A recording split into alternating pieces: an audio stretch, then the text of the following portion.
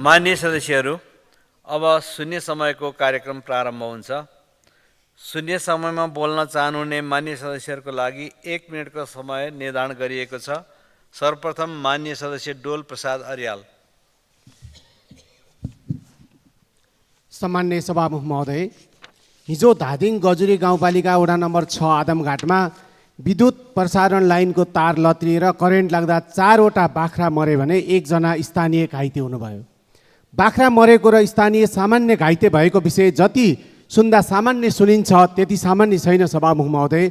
यो घटनाले ठुलो जनधनको क्षति हुन सक्छ है भन्ने जनाउ दिएको हो। समयमा मर्मत सम्भार नगर्नु, लत्रिएका तार व्यवस्थापन नगर्नु र उचित निरीक्षण नहुनुले जनधनको क्षति हुने जोखिम उच्च बढाएको छ। पटक पटक मर्मत सम्भारका लागि बोलाउँदा पनि विद्युत प्राधिकरणले ढिलासुस्ती र व्यवस्था गर्ने गरेको स्थानीयको गुनासो छ। यस्ता समस्याहरू समयमै सम्बोधन गरियोस् ताकि फेरि यस्ता दुर्घटनाहरू नदोहोरिउन्। साथै गजुरी र धार्के क्षेत्रमा अहिले 35,000 भन्दा बढी घरधुरीले विद्युत उपयोग गरिरहेको तथ्याङ्क छ। त्यसैले सो क्षेत्रलाई समेटेर छुट्टै वितरण केन्द्र स्थापना गर्न म सरकारको गम्भीर ध्यानाकर्षण गराउँछु। धन्यवाद। मान्य सदस्य डाक्टर तोसीमा कार्की। माननीय सभामुख महोदय, स्वास्थ्य बिमाको सीमालाई 5 लाख पुर्याउँछु भन्ने महत्त्वाकांक्षी सपना बाँड्नुहुने स्वास्थ्य मन्त्रीज्यूबाट नै अब यो भुक्तानी गर्न सकिएन, बजेट पुगेन, स्वास्थ्य बिमा बन्द हुन लाग्यो भन्ने लाचार भएर दिनुभएको अभिव्यक्ति सुन्दा दुःख लागेको छ। चल्ने बेला चाहिँ स्वास्थ्य बिमा हामीले ल्यायौँ भनेर जस लिन खोज्ने अनि यसलाई अलपत्र पारेर वर्षौँसम्म जम्मा 26देखि 28% मात्र पहुँच राखेर आजसम्म यो कार्यक्रमलाई धराशायी बनाएपछि हतोत्साहित हुने बानी राम्रो भएन। यदि सल्लाहकार छैनन्, उपयुक्त सल्लाह लिन सकिँदैन, यसमा अध्ययन तथ्याङ्कगत अध्ययन पुग्दैन भने मार्ग प्रशस्त गरिदिनु होला। हामी सल्लाह सुझाव दिन तयार छौँ। सुझाव दिन चाहन्छु, अनिवार्य स्वास्थ्य बिमा सबैका लागि स्वास्थ्य बिमा कार्यक्रम सुरु गरौँ। सुरुवात मन्त्रीज्यूबाटै गरौँ। मन्त्रीज्यूको सचिवालयमा, मन्त्रीज्यूको परिवारमा र मन्त्रालयमा सम्पूर्णको स्वास्थ्य बिमा अनिवार्य गरिदिनु होला र देशभरिका जनसङ्ख्याले 2,91,00,000 जनसङ्ख्याले स्वास्थ्य बिमा लिने हो भने वर्षेनी 20 अरब रकम उठ्छ। स्वास्थ्य मन्त्रीज्यूले 13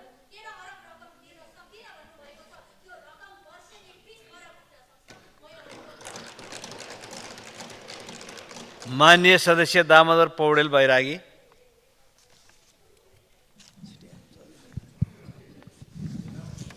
सम्मान्य सभामुख महोदय, मेरो निर्वाचन क्षेत्रमा भौतिक पूर्वाधार मन्त्रालयमा पेश गरिएका सडकहरूमध्ये एउटा पनि सडक परेको रहन्छ। म ध्यानाकर्षण गराउन चाहन्छु। त्यसैगरी पोखरा महानगरपालिका र माछापुछ्रे गाउँपालिका जोड्ने सेतीमर्दी दोभानमा जलकेनीमा पक्की पुलको आवश्यकता देखिएको छ। त्यतातर्फ म ध्यानाकर्षण गराउन चाहन्छु। त्यसैगरी पोखरा महानगरपालिका 25 र 19 जोड्ने पुल भत्केको धेरै समय भयो। त्यसको बारेमा मैले धेरै पटक बोलिसकेँ, अहिले अन्तिम पटक बोल्दैछु। त्यसैगरी अन्नपूर्ण गाउँपालिका वडा नम्बर 3 अँधेरी खोलाको पक्की पुलको पनि अहिलेसम्म चाहिँ बजेट छुट्टिएको छैन। यस वर्ष बजेट छुट्टियोस्, म त्यहाँ ध्यानाकर्षण गराउन चाहन्छु। त्यसैगरी 70 सालदेखि सुरु भएको कृषि सडकको अन्नपूर्ण खण्ड जो पर्वत जोडिने सडक खण्ड पनि हो, त्यसमा चाहिँ बजेट अभावले अहिले पनि काम सुरु भएको छैन। त्यसको म ध्यानाकर्षण गराउन चाहन्छु।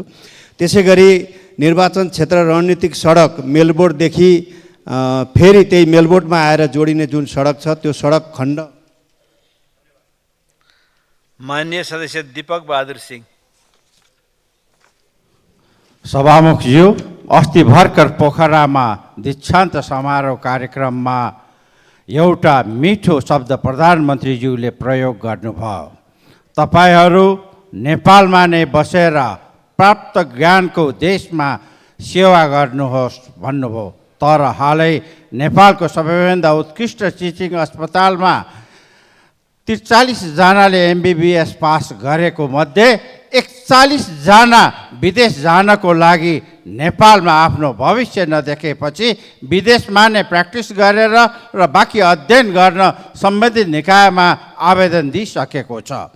यस्तो विषयमा सम्बन्धित मन्त्रालयको ध्यान जाओस् भन्ने अनुरोध गर्दछु। यो हालको व्यवस्थाको लथालिङ्ग अवस्था हो।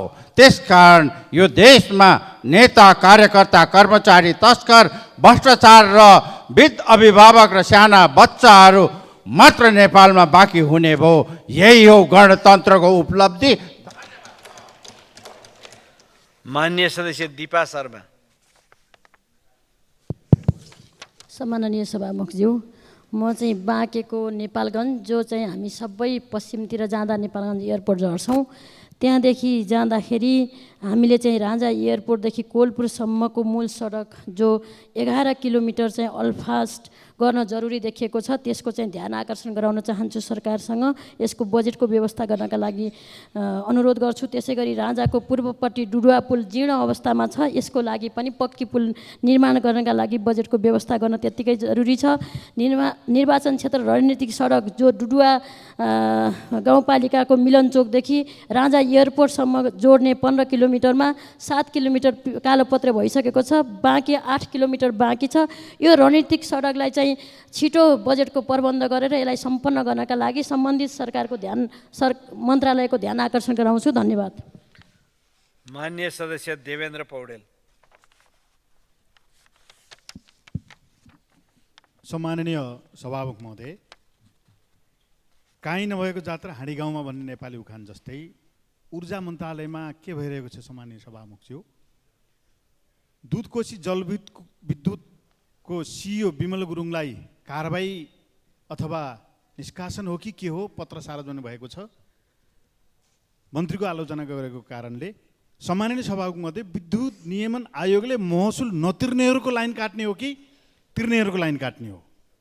मैले पत्रिकामा पढे अनुसार जसले लाइन विद्युतको महसुल तिर्दैन उसैको लाइन नकाट्न भनेर यस्तो प्रकारको निर्देशन किन गरिएको होला सम्माननीय सभामुख महोदय?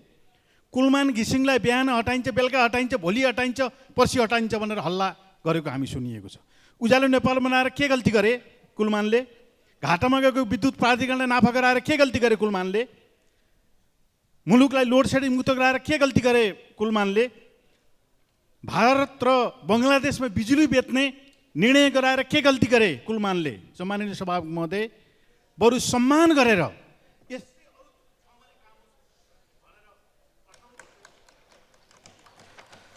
माननीय सदस्य नागिना यादव। सम्माननीय सभामुख महोदय, अब हावाहुरीको समय आउँदैछ। चैत वैशाखमा प्राय जस्तो बढी नै हावाहुरी आउने र जसले गर्दा तराईका घना बस्तीहरूमा चाहिँ आगलागी हुँदाखेरि गाउँका गाउँ सखाप हुँदै आएको छ सभामुख महोदय। गत वर्ष पनि यस्ता घटनाहरू हुँदै आएको थियो। त्यसैले मैले सभामुख मार्फत सम्बन्धित मन्त्रालयमा आग्रह गर्न चाहन्छु कि यस्ता विपद व्यवस्थापनका लागि के कस्ता योजना बनाउनु भएको छ र यदि योजना बनेको छैन भने यसको पूर्व तयारीको योजना बनाउनलाई पनि पुनः आग्रह गर्न चाहन्छु र गत वर्ष आगलागीबाट क्षति भएका ती पीडितहरूलाई पनि उनको जुन बाँकी बक्यौता रकमहरू छ किस्ताको, दोस्रो तेस्रो किस्ता, त्यो पनि सहज रूपमा तुरन्त उपलब्ध गराउनलाई पनि म पुनः आग्रह गर्दै आफ्नो भनाइ यही राख्छु। हस्, धन्यवाद। माननीय सदस्य नारायण प्रकाश साउद।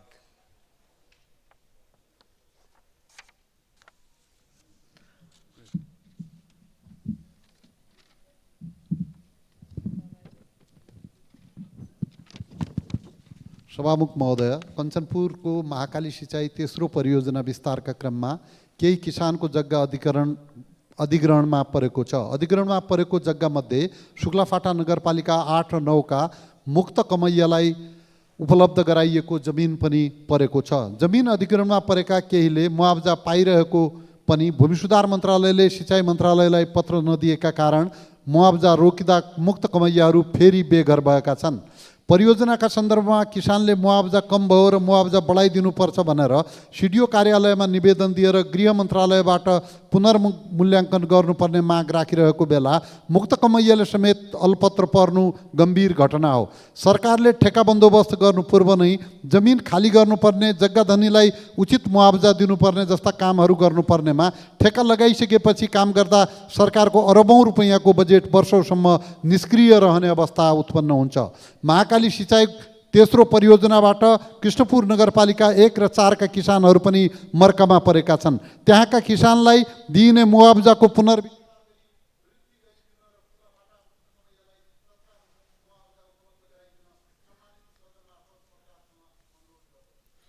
माननीय सदस्य नारायणी शर्मा।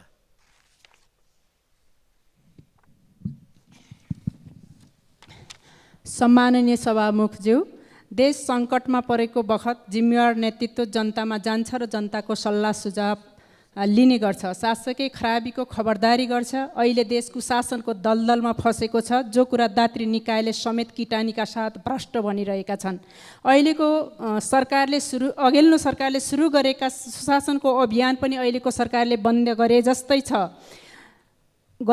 छ। यो अभियानमा प्रमुख प्रतिपक्षी दल चुप लागेर बस्न सक्दैन र बस्न हुँदैन। त्यसैको लागि हाम्रो श्रद्धेय अध्यक्ष कमरेड प्रचण्डको नेतृत्वमा हाम्रा पार्टीका लिडरहरू झापाको कचनावटबाट हुलाक मार्ग केन्द्रित जनतासँग माओवादी तराई मधेस जागरण अभियान आज उद्घाटन भएको छ। नेकपा माओवादी केन्द्रले सुरु गरेको यो हुलाकी मार्गको अभियानको सफलताको शुभकामना। जनताले थाहा पाउनुपर्छ, जनतालाई गुमराहमा राख्न हुँदैन र पाइँदैन। त्यसकारण यो अभियान सफल होस् र सुशासनको मुद्दा राष्ट्रिय मुद्दा बन्न सकोस्। धन्यवाद। लाल सलाम। माननीय सदस्य निर्मला कोइराला।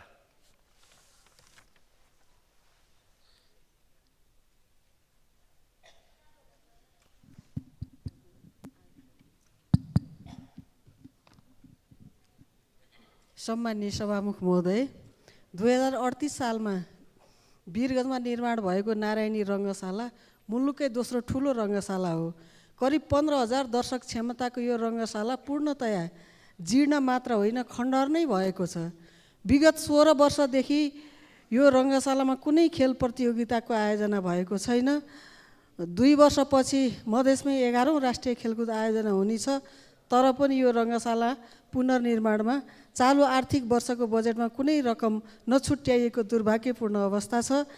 विदेशी दात्री निकायले रङ्गशाला पुनर्निर्माणमा चासो देखाएको जानकारी प्राप्त भएकोले तत्काल गर्न सक्ने कार्य सरकारले गर्न सुरु गर्ने र दात्री निकायसित पनि छलफल गरी गर्न सरकारले कदम चालोस्। म सम्माननीय सभामुख मार्फत सरकारको ध्यान आकर्षण गराउन चाहन्छु। धन्यवाद। माननीय सदस्य निशा डाङ्गी। सम्माननीय सभामुख महोदय, केही दिन अगाडि डिजिटल कारोबार निशुल्क गर्ने माग राख्दै यो सदनमा बोलेको थिए र अर्थमन्त्रीज्यूलाई पत्र समेत बुझाएको थिए।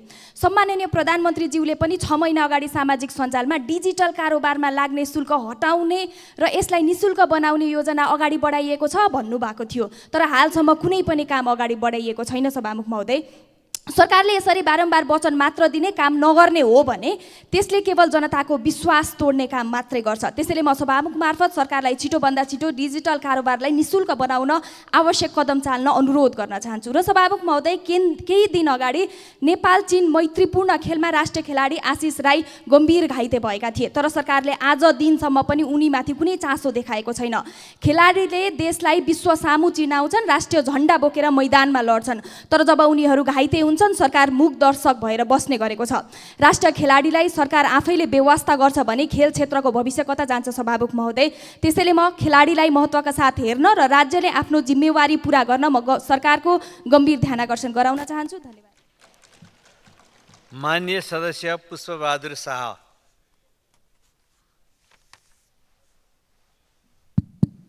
सम्माननीय सभामुख महोदय, अछाम चौरपाटी गाउँपालिकाकी 12 वर्षीय बालिकालाई भारतको सुरतमा 46 वर्षीय आफन्तबाटै पटक पटक बलात्कृत भएपछि 28 साताको गर्भ रहेको खुल्न आएको छ। फागुन 4 गते ती 46 वर्षीय पुरुषको नाममा अछाम जिल्ला प्रहरी कार्यालयमा जाहेरी दर्ता समेत भइसकेको अवस्था छ। हाल बालिकालाई जिल्लाको एक द्वार सङ्कट व्यवस्थापन केन्द्र OCMCको संरक्षणमा राखिएको छ। आरोपी भारतमै भएकोले तत्काल पक्राउ गरेर अनुसन्धानको दायरामा ल्याउन नसकिने अवस्था भएकोले इन्टरपोल मार्फत भारतीय प्रहरीसँग सहकार्य गरी आरोपीलाई पक्राउ गरी अनुसन्धानको दायरामा ल्याई कडाभन्दा कडा सजाय गर्न नेपाल सरकारसँग जोडदार माग गर्दछु। धन्यवाद। माननीय सदस्य पूर्णबहादुर घरती मगर। सम्मान्य सभामुख महोदय, नेपाल संयुक्त राज्य अन्तर्राष्ट्रिय विकास नियोग USAID करिब 1951देखि सञ्चालनमा हुँदै आइराखेको छ। भर्खरै निर्वाचित अमेरिकी राष्ट्रपति डोनाल्ड ट्रम्पले अमेरिका अब युद्धतिर होइन, अमेरिकाको आर्थिक समृद्धिको दिशातिर जानुपर्छ भनेर त्यो नीति अन्तर्गत, त्यो रणनीति अन्तर्गत नेपालमा सञ्चालित MCC वित्तीय सङ्घीय शुद्धिकरण र जैविक विविधता संरक्षण लगायतका विभिन्न कार्यक्रमहरूलाई स्थगित गरेका छन्। स्थगित मात्र उहाँले गर्नु भएन कि नेपालमा सञ्चालित ती नियोगहरूलाई आयोजनाहरूलाई फ्रड समेत पनि भन्न गर्नुभयो। यो दुई देशको बिचको समझदारी अनुसार सम्झौता अनुसार लागू गरिएका योजनाहरूलाई एकपक्षीय ढङ्गले अमेरिकाले यसलाई स्थगित गर्नु र फ्रड भन्ने कुरा यो वास्तवमा कूटनीतिक मर्यादा विपरीत छ र यसका सन्दर्भमा नेपाल सरकारले बोल्न जरुरी छ, यसका बारेमा चाहिँ आफू मुख खोल्न जरुरी छ र यदि त्यो फ्रड नै हो भने त्यस्ता संस्थाहरूको संसदीय एउटा विशेष छानबिन आयोग गठन गरेर त्यो फ्रडहरू भनेको के हो त्यसको छानबिन गर्न। माननीय सदस्य प्रतीक्षा तिवारी।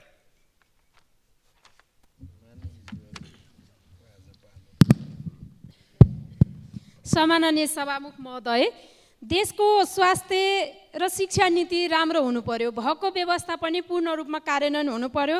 नेपालको शिक्षा नीति प्रभावकारी नहुँदा संविधानको धारा 31 र धारा 51(ज)(1) को व्यवस्था पूर्ण रूपमा कार्यान्वयन नहुँदा +2 पास गरेर विद्यार्थीहरू विदेश अध्ययन गर्ने जाने क्रम दैनिक बढ्दो छ। विद्यार्थीसँगै देशको ठुलो धनराशि बाहिरिँदै गएको छ। विदेशमा हाम्रा विद्यार्थी भाइ बहिनीहरूको भविष्य सुनिश्चित र सुरक्षित हुन सकेको छैन। तसर्थ स्वदेशमा नै अध्ययन गर्ने वातावरण बनोस्। संविधानको धारा 31, धारा 51(ज)(1) को व्यवस्था अनुसार शिक्षालाई वैज्ञानिक, प्राविधिक, व्यावसायिक, सिपमूलक, रोजगारमूलक एवं जनमुखी बनाउँदै सक्षम, प्रतिस्पर्धी, नैतिक एवं राष्ट्रिय हितप्रति समर्पित जनशक्ति तयार गर्न नेपाल सरकार शिक्षा मन्त्रीज्यूलाई प्रभावकारी योजना ल्याउन गम्भीर ध्यानाकर्षण गराउन चाहन्छु। धन्यवाद। माननीय सदस्य प्रभु हजारा। सम्मान्य सभामुख महोदय, सबैले भन्दै आएको वीरगञ्ज सहर आर्थिक नगरी हो, तर वीरगञ्जमा ठुलो करदाता, मझौला करदाता हुँदा पनि कार्यालय छैन, श्रम अदालत छैन, राजस्व न्यायाधिकरणको अफिस छैन, कम्पनी रजिस्ट्रारको कार्यालय छैन। यी सम्पूर्ण इकाइ कार्यालयहरू वीरगञ्जमा यथाशीघ्र खोल्न सरकारसँग जोरदार माग गर्दछु। साथै वीरगञ्जको पुरानो क्याम्पस ठाकुराम बहुमुखी क्याम्पसको भौतिक संरचनाहरू सुधार गर्नुपर्नेछ। त्यसकारणले त्रिभुवन युनिभर्सिटी, शिक्षा मन्त्रालय र नेपाल सरकारको मैले यथाशीघ्र ध्यान आकर्षण गर्दै भौतिक संरचनाको सुधार गर्नलाई माग गर्दछु। हवस्, धन्यवाद। माननीय सदस्य प्रेमबहादुर महर्जन।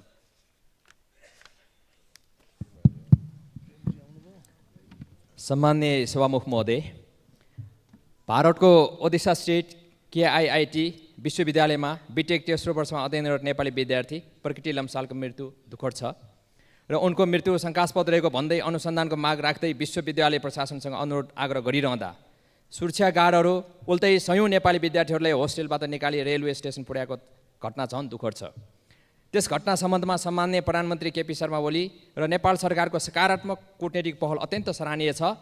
आज सयौँ नेपाली विद्यार्थीहरूको उज्जवल भविष्यको निम्ति विश्वविद्यालयमा सुरक्षित वातावरणसहित अध्ययन गर्न नियमित तवरले सुचारू गर्न परराष्ट्र मन्त्रालयको पहलमा भारत स्थित नेपाली राजदूतावासको काउन्सिलर तर्फबाट खट्नुहुने सुरक्षा प्रमुखहरू, ओडिसा सरकार, विश्वविद्यालय प्रशासनसँग गरेको समन्वयकारी भूमिकाले नेपाली विद्यार्थीहरूको भविष्य सुनिश्चित बनाउन र अब आइन्दा यस्तो घटना हुन नदिन उक्त विश्वविद्यालयलाई सचेत गराउन समेत सम्माननीय सभामुखज्यूको मार्फत शिक्षा मन्त्रालयसँग माग गर्दछौँ। धन्यवाद। माननीय सदस्य प्रेम सुवाल।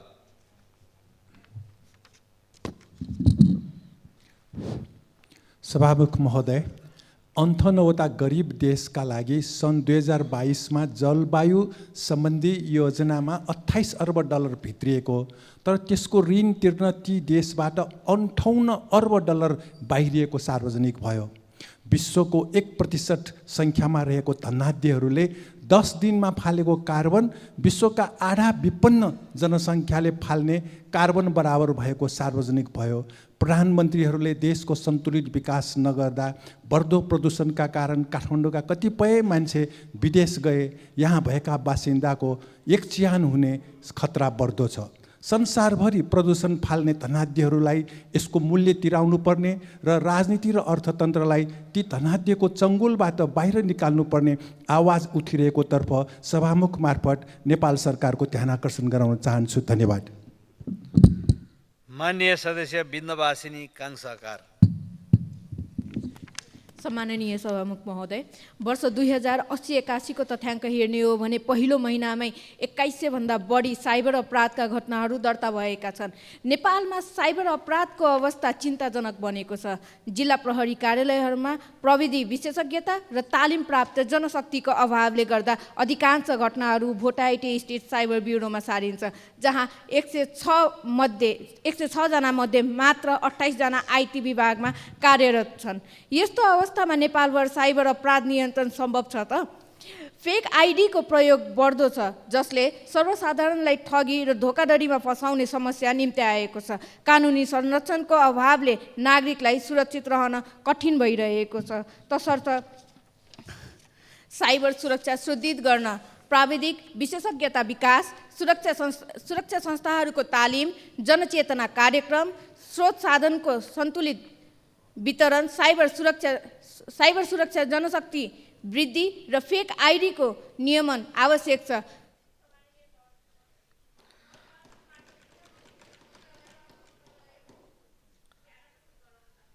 माननीय सदस्य वासुदेव घिमिरे।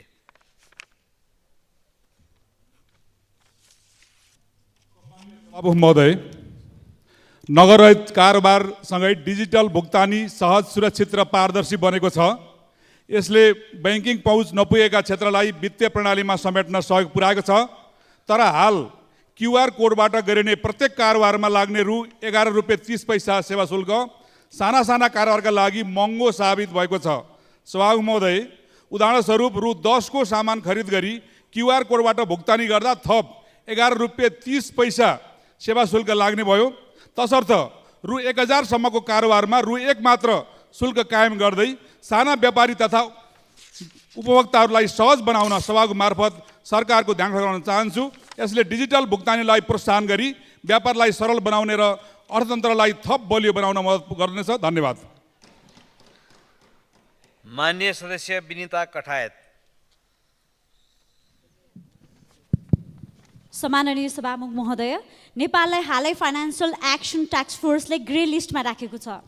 यसले हाम्रो अन्तर्राष्ट्रिय समुदायमा छवि नराम्रो त भएको छ नै, साथै हालको अवस्था 2 वर्षमा सुधार नभएमा हामीले अनेक चुनौतीको सामना गर्नुपर्नेछ। यो हाम्रो सम्माननीय प्रधानमन्त्रीज्यूलाई थाहा छ कि छैन? आफ्नो महात्मा आफै गाएर थाक्नुभयो भने म उहाँलाई आग्रह गर्न चाहन्छु, चस्मा उतारेर हेर्नुहोस्। उहाँले भनेको जस्तो नेपाल समृद्ध भएको छैन। कर्णालीको बाटोहरू हेर्नुहोस्, शिक्षाको अवस्था हेर्नुहोस्, दार्चुलाको हेर्नुहोस्। त्यहाँका मान्छे आफ्नै गाउँ पुग्न भारतको बाटो भएर जानुपर्ने अवस्था छ।